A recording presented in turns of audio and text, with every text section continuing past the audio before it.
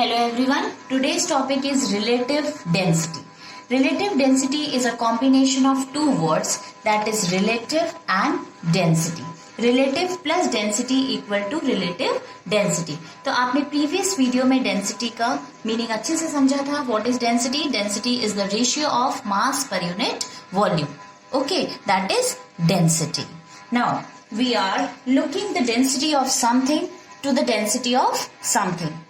Understood? We are looking the density of something relative to the density of something. But the question is relative to what? But the question is relative to what? So most typically the density of water. Understood? The density of water means the density of object versus density of water. किसी भी object की density को आप water की density से compare करते हैं तो आपका टर्म बन जाता है रिलेटिव डेंसिटी का. Understood? So relative density is the ratio of density of substance to the density of water. समझ में आया? कोई भी सब्सटेंस की डेंसिटी आप वाटर की डेंसिटी से रेशियो फाइंड करते हैं, कंपैरिजन करते हैं, तो उसे आप क्या कहते हैं? Relative density. और ये रिलेटिव डेंसिटी को जब आप फॉर्मूला लिखते हैं या डिनोशन साइन जो होता है रिलेटिव डेंसिटी का वो होता है R डॉट डी. तो फॉर्मूला क्या हो गया? Relative density equal to density of substance to the density of water. अब यहाँ पर भी आपने क्या बोला कि अब इसकी यूनिट की बारी. यहाँ पर आपने क्या बोला? ये जो सब्सटेंस है इसकी भी डेंसिटी और वाटर की भी डेंसिटी. तो ऊपर भी डेंसिटी है, नीचे भी डेंसिटी है. तो यूनिट जब हम फाइंड करते हैं तो दोनों की डेंसिटी क्या हो जाती है? कैंसिल हो जाती है. तो इसीलिए इसकी यूनिट क्या होती है? कोई भी यूनिट नहीं होती, मीन्स नो यूनिट. तो रिलेटिव डेंसिटी की क्या होती है? Unit no unit. मतलब जब आप रिलेटिव डेंसिटी का सोल्यूशन करते हैं तो उसके पीछे क्या कोई यूनिट लिखते हैं तो वो यूनिट आपकी क्या हो जाएगी? कुछ भी नहीं लिखते, खाली एज इट इज एक नंबर रहता है. इसीलिए इसकी यूनिट आप no, that is dimensionless quantity होती है और it is a ratio of same quantities. Understood? क्योंकि जैसे आपने लिखा density of substance to the density of water. For example अगर हमने डेंसिटी ऑफ आयरन लिया तो डेंसिटी ऑफ आयरन आपके पास में कितना है? 7.8 ग्राम पर सेंटीमीटर क्यूब. और आपको पता है डेंसिटी ऑफ वाटर कितना होता है? 1 ग्राम पर सेंटीमीटर क्यूब. तो आपको रिलेटिव डेंसिटी फाइंड आउट करनी है. तो रिलेटिव डेंसिटी आयरन की क्या होती है? Density of iron to the density of substance. फॉर्मूले में क्या था? Substance, density of substance. तो आपने कौन सा सब्सटेंस लिया? आयरन. इसलिए आपने लिखा density of iron to the density of water.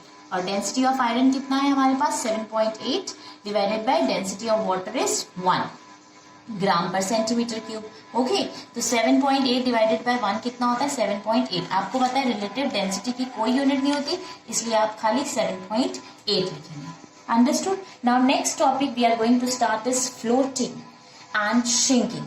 Floating का मतलब क्या होता है? तैरना. आपने देखा होगा जैसे आप लोग स्विमिंग करते होंगे, आप ऊपर ही ऊपर पानी में फ्लोट करते रहते हैं. और सिंकिंग का मतलब क्या होता है? डूबना. Means when an object is on the water. On the water मतलब जब वाटर के ऊपर ही ऊपर रहते हैं तो उसे हम क्या कहते हैं? Floating. And when the whole object is below the surface means जब आप पानी में पूरा ऑब्जेक्ट कोई भी आप जब डालते हैं वो पूरा नीचे पानी को टच कर देता है, बॉटम पे चला जाता है, तो उसे हम क्या कहते हैं? सिंकिंग कहते हैं. Now we have two things. देखिए हमने एक ग्लास लिया है फुल ऑफ वाटर. इसमें हमने दो ऑब्जेक्ट्स है हमारे पास में.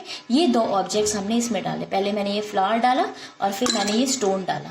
तो आप नोटिस करेंगे कि स्टोन जो है वो काफी हैवी वेटेड स्टोन है, तो इसलिए वो देखो डायरेक्ट पानी के अंदर घुस गया. जब वो पानी के अंदर डायरेक्ट चला गया, डूब गया, दैट मीन्स इसको आप कहेंगे सिंकिंग. ठीक है? और आप ये फ्लावर देख रहे हैं, ये फ्लावर देखिए ऊपर ही ऊपर फ्लोट कर रहा है, तो इस तैर रहा है, दैट मीन्स फ्लोटिंग.